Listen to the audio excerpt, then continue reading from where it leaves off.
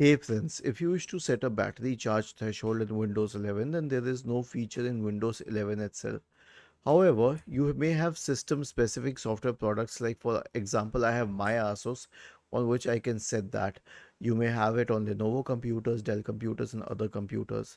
Now, here's the thing. I actually suggest against that and the reason is that Windows did not provide this feature for a reason.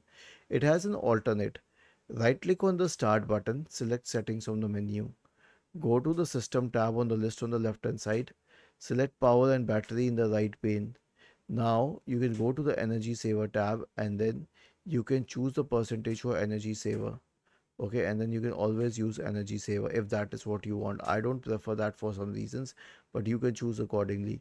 So this is also kind of a threshold in which you will be notified and the system will dim and all after but setting a battery charge threshold is not an advisable thing, but you can do it through the software provided by your system manufacturer, but it's not advisable. Was this helpful? If yes, then please subscribe to the channel. If not, then let us know in the comment section of the video on how we could help you further. Thank you for watching this video and have a nice day.